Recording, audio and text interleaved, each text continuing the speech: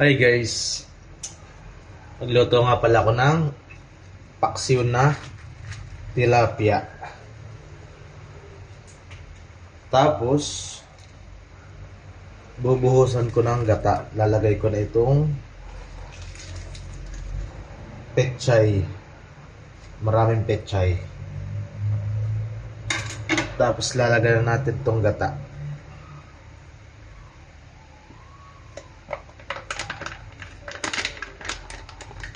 Tapos pakuluin lang, takpan lang natin ng konti para lang maluto yung gulay. Haluin lang natin ng konti. Konting-konti lang at baka madurog yung tilapia. Kailangan lang masabawan ko ng konti para maluto siya.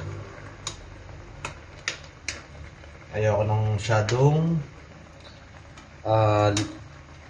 labog yung pechay. Mas gusto ko yung medyo malutong pa ng konti. Pakuluin lang natin ng mga 5 minutes, 3 minutes, ganyan. Yun, pwede na. Close up natin ang very light. Yan.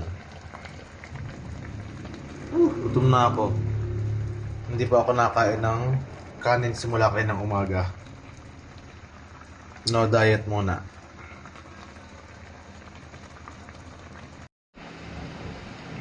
Kain. Dito na.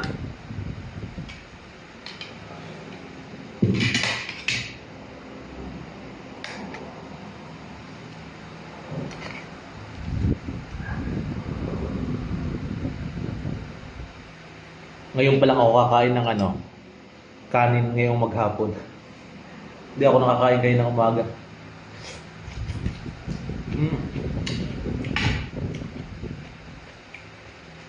Sarap. Malutong pa yung pechay sadya.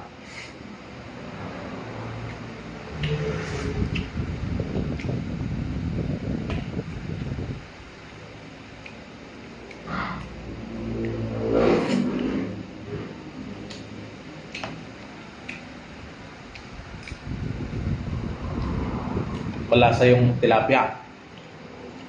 Gawa ng pinaksiw ko muna bago ko buhusan ng gata.